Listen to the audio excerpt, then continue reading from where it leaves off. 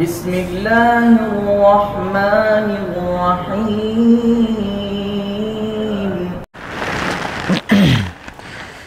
بسم اللہ الرحمن الرحیم الحمدللہ رب العالمین والصلاة والسلام علی اشرف الانبیاء والمرسلین اما بعد۔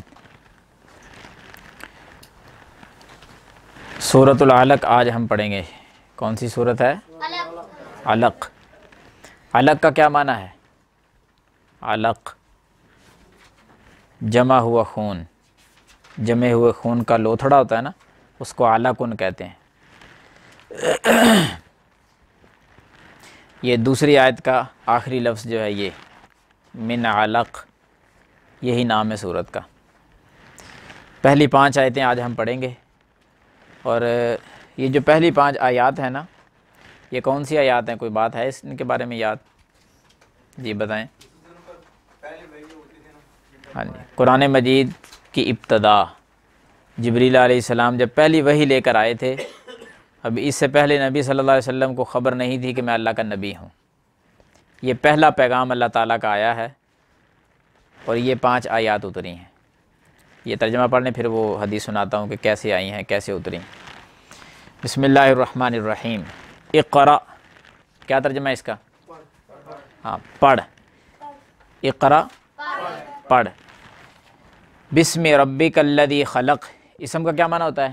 نام، نام، اور با کا معنی ساتھ۔ ربی کا اپنے رب کے، اپنے رب کے نام کے ساتھ۔ بسم ربی کا اپنے رب کے نام کے ساتھ کیا کر؟ پڑھ۔ اقرأ بسم ربی کا اپنے رب کے نام سے پڑھ۔ الذی، جس نے، خلق، پیدا کیا۔ اپنے رب کے نام سے پڑھو جس نے پیدا کیا۔ یہ کون کہہ رہا ہے؟ کس کو؟ اپنے نبی صلی اللہ علیہ وسلم کو کہ اے نبی پڑھ اپنے رب کے نام سے جس نے پیدا کیا۔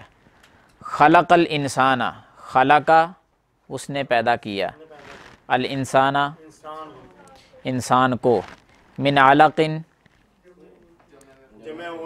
ہاں جمع ہوئے خون سے، من علق جمع ہوئے خون سے اللہ تعالیٰ نے انسان کو پیدا کیا۔ دوبارہ پھر دیکھیں، اقرأ بسم ربک الذی خلق، اقرأ پڑھ، بسم ربک اپنے رب کے نام سے، الذی جس نے، خلق پیدا کیا، خلق الانسان اس نے انسان کو پیدا کیا، من علق جمع ہوئے خون سے۔ تیسری آیت، اقرأ معنی کریں، وہی معنی اس کا، اقرأ پڑھ۔ وَرَبُّكَ الْأَكْرَمُ، اور آپ کا رب، وَرَبُّكَ الْأَكْرَمُ، سب سے کرم والا ہے، سب سے زیادہ کرم والا ہے۔ وَرَبُّكَ الْأَكْرَمُ، اور آپ کا رب سب سے زیادہ کرم والا ہے۔ علیکم السلام۔ الَّذِي عَلَّمَ بِالْقَلَمِ، یہ کرسی دیں جی، ٹھیک ادھر ہی بیٹھ۔ الذی علم بالقلم، الذی جس نے، الذی جس نے، علم سکھایا، بالقلم قلم کے ذریعے، قلم کے ساتھ، بالکل آسان ہے۔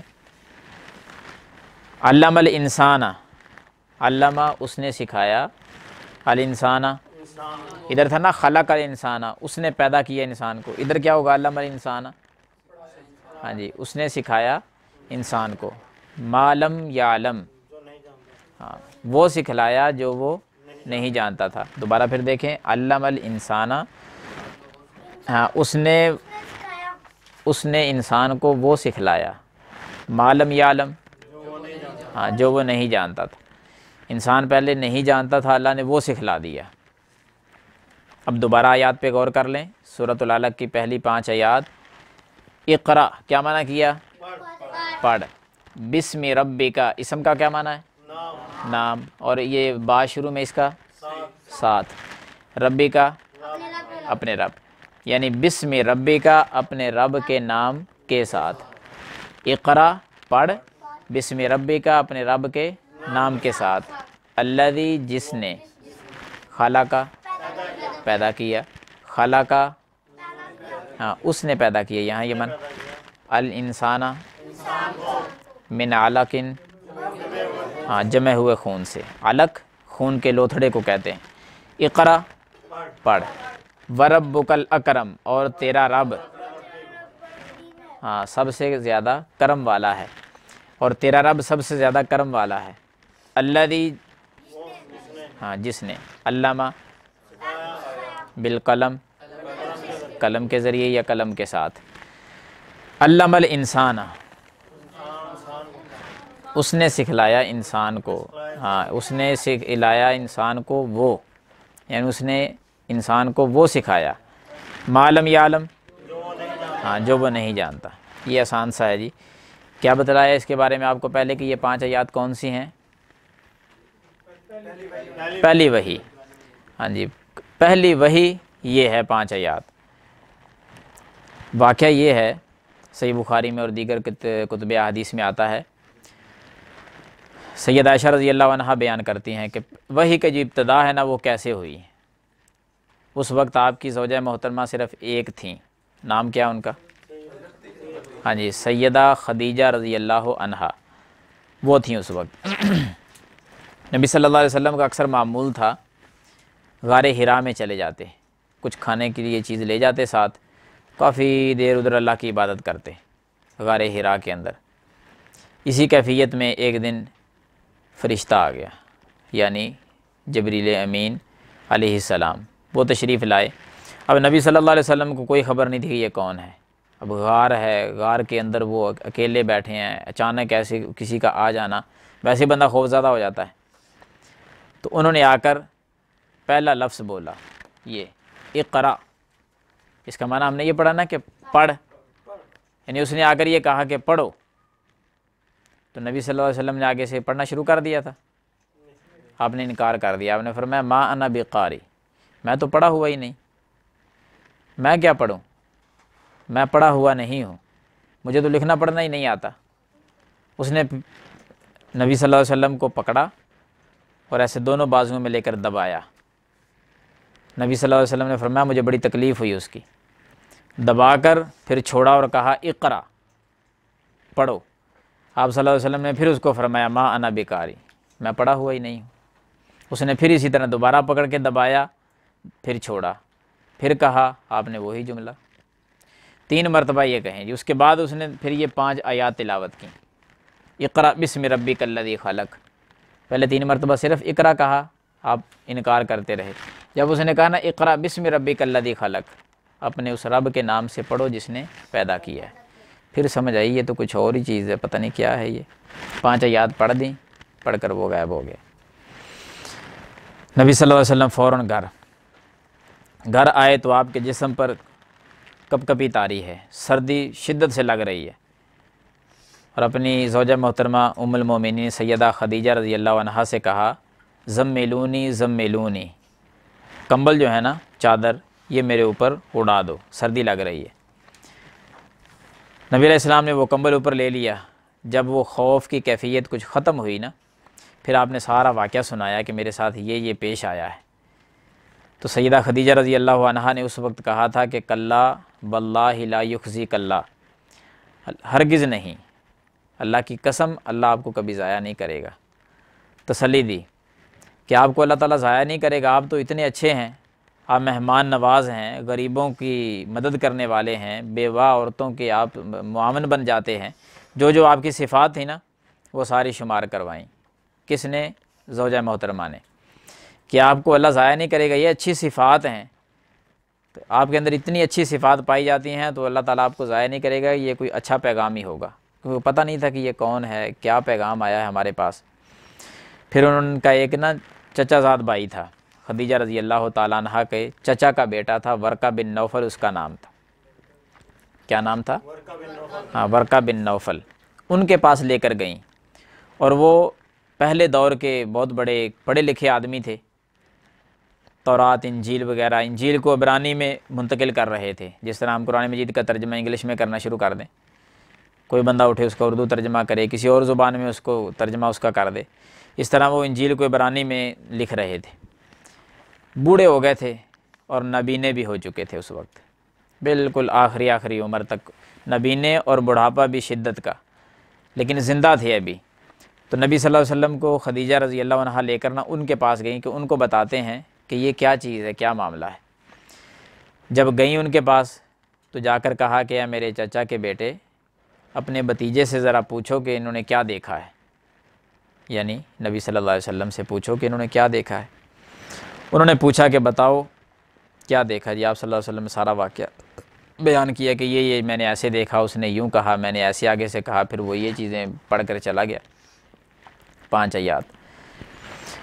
اس وقت ورقہ بن نوفل نے کہا تھا کہ یہ تو وہی فرشتہ ہے جو موسیٰ علیہ السلام کے پاس آیا کرتا تھا، یہ تو اللہ کا پیغام لے کر آیا آپ کے پاس۔ اتنی بات کہنے کے بعد پھر اس نے ایک درد بھرے الفاظ کہے۔ ورقہ بن نوفل کہنے لگے کہ کاش اس وقت میں جوان ہوں، کاش اس وقت میں زندہ رہوں جب آپ کی قوم کے لوگ آپ کو اس شہر سے نکال دیں گے، کاش اس وقت میں جوان بھی ہوں اور میں زندہ بھی رہوں تو میں ضرور آپ کا ساتھ دوں گا۔ کس وقت خواہش کر رہے ہیں؟ پہلی وحی کے بعد، کہ جب آپ کی قوم یہاں سے آپ کو نکال دے گی، کاش میں اس وقت زندہ رہوں، کاش میں جوان بھی ہوں، نبینہ ہو چکے ہیں اب تو ویسے۔ تو یہ جملے جب نبی علیہ السلام نے سنے نا کہ میری قوم مجھے نکال دے گی یہاں سے، آپ علیہ السلام نے اس سے پوچھا کہ کیا یہ لوگ مجھے نکال دیں گے یہاں سے؟ تو انہوں نے کہا کہ جی ہر نبی کے ساتھ ایسا ہی ہوا ہے، جس نے یہ پیغام دیا ہے نا امت کو، امت نے قبول کرنے کی بجائے اس کو تکلیفیں دی ہیں، انہوں نے اپنے نبی کو وہاں سے نکالا ہے، تو یہاں سے آپ کو نکالا جائے گا۔ اسی وقت انہوں نے بتلا دیا تھا، یہ چیزیں دیکھ کر تجربہ تھا ان کا، معاملات کو جانتے تھے کہ پھر کتنے سال آپ تبلیغ کرتے رہے مکہ کے اندر، بالآخر آپ کو ہجرت کرنا پڑی، وہاں سے مکہ چھوڑ کر پھر مدینہ گئے۔ یہ سارا واقعہ ہے پہلی وحی کا۔ یہ آپ 5 آیات آج آپ نے وہ پڑھی ہیں جو ابتدا قرآن کی یہاں سے ہوئی ہے۔ اولاً سورۃ العلق، علق کا معنی کیا ہے؟ جمع ہوا خون۔ 5 آیات آپ نے پڑھ لی ہیں، اس میں یہ 3-4 باتیں آپ نے یاد رکھنی ہیں۔ ایک تو یہ پہلی وحی ہے، کوئی سوال کر لے قرآن کے پہلی وحی کون سی ہے تو آپ کو یہ 5 آیات کوشش کریں زبانی یاد ہو جائیں۔ سورۃ العلق کی پہلی 5 آیات یہ پہلی وحی ہے۔ اور دوسری بات، سیدہ خدیجہ رضی اللہ عنہا کو یہ سارا واقعہ جا کر سنائے، جتنی میں نے حدیث پڑھی نا آپ کے سامنے، اس کی موٹی موٹی باتیں آپ کو خلاصتاً یاد ہوں کہ بیویاں کتنی تھی اس وقت؟ ایک، نام کیا اس کا؟ سیدہ خدیجہ رضی اللہ عنہا۔ نمبر 2 کہ ان کے بھائی کے بیٹے کا یعنی چچا زاد بھائی، چچا کے بیٹے کا نام کیا تھا؟ ورقہ بن نوفل۔ ان کے پاس جب جا کر بات چیت کی تو اس نے کیا کہا تھا؟ آخری بات جو ہے نا وہ یاد رکھنی ہے کہ کاش اس وقت میں جوان بھی ہوں اور زندہ رہوں کہ جب آپ کی قوم آپ کو نکال دے گی شہر سے۔ یہ چند باتیں تو آپ علیہ السلام نے پھر آگے سے کہا تھا کہ یہ مجھے نکال دیں گے، کیونکہ وہ محبت ہی بڑی کرتے تھے نا اس وقت، آپ کے ساتھ انتہا کر دیتے تھے محبت کی۔ جب تک آپ نے نبوت کا اعلان نہیں کیا آپ کو علاقے کا بہت ہی اچھا انسان سمجھا جاتا تھا، بہت ہی محبت کرتے تھے لوگ، صادق الامین کہا کرتے تھے، اپنی امانتیں پاس رکھا کرتے تھے، کوئی لڑائی جھگڑے ہو جاتے تو فیصلے کے لیے محمد بن عبداللہ کو بلایا جاتا تھا، یعنی نبی صلی اللہ علیہ وسلم کو، کہ یہ فیصلہ کریں گے، جو بات کہیں گے میں منظور ہے۔ لیکن جیسے ہی یہ اعلان کیا کہ قولوا لا الہ الا اللہ، سارے مخالف ہو گئے، لا الہ الا اللہ نہیں پڑھتے تھے وہ، اپنے بیگانے ہو گئے سارے، وہی جو محبتیں کرنے والے تھے وہ قتل کرنے پہ تل گئے۔ تو یہ باتیں تھوڑی سی آپ یاد رکھیں۔ تو یہ نکالیں دوسرا اسلامی عقیدہ، اس کا ایک سوال آج پڑھتے ہیں۔ آپ نے پہلے پڑھا ہوا ہے، زبانی کلامی ایک سوال کا جواب دیں۔ اعمال کی قبولیت کی کتنی شرائط ہیں؟ 3۔ کوئی بھی عمل کریں گے قبول ہونے کی کتنی شرطیں ہیں؟ 3۔ کون کون سی ہیں؟ اللہ پر ایمان، ہاں جی درست ہے۔ نمبر 1 اللہ پر ایمان، اس کی توحید کا اقرار۔ دوسرے نمبر پہ اخلاص، اخلاص میں کیا چیز ہے؟ ریاکاری نہ ہو، خالص عمل کس کے لیے ہو؟ اللہ کے لیے۔ اور تیسرا اور آخری شرط وہ ہے عمل سنت کے مطابق ہو، ایک بھی کوئی چیز غائب ہوگی تو وہ عمل نہیں ہوگا۔ اسی طرح روزمرہ کے کاموں میں سے آپ کو بتلایا تھا مسجد میں داخل کیسے ہونا ہے، کون سا پاؤں پہلے داخل کرنا ہے؟ دایاں۔ جوتا اتارتے وقت کون سا پہلے پاؤں نکالنا جوتے سے؟ بایاں۔ مسجد سے جب باہر نکلنا ہے تو پھر اس کے الٹ ہو جائے گا، بایاں پاؤں پہلے نکالیں گے اور جوتے میں دایاں پہلے داخل کریں گے۔ اسی طرح باتھ روم میں داخل ہوتے ہوئے نکلتے ہوئے یہی انداز، داخل جب ہوں گے تو بایاں قدم پہلے داخل کریں گے، جب نکلیں گے تو کون سا پہلے نکالیں گے؟ دایاں پاؤں پہلے نکالیں گے۔ باتھ روم میں داخل ہوتے ہوئے دعا کون سی پڑھنی ہے؟ ہاں، اللہم انی اعوذ بک من الخبث والخبائث، اور نکل کر غفرانک۔ لباس پہنتے ہوئے کون سی دعا ہے جو آپ کافی دنوں سے یاد کر رہے ہیں؟ الحمدللہ الذی، ہاں، من غیری، ہاں، من غیر حول منی ولا قوہ، ولا قوتن پڑھیں یا پھر ولا قوہ، رک جائیں یہاں۔ جن بھائیوں کو نہیں یاد وہ اس کو لکھ لیں اور اچھی طرح اس کو یاد کر لیں۔ یہ اسلامی عقیدہ، ایک منٹ دکھانا ذرا۔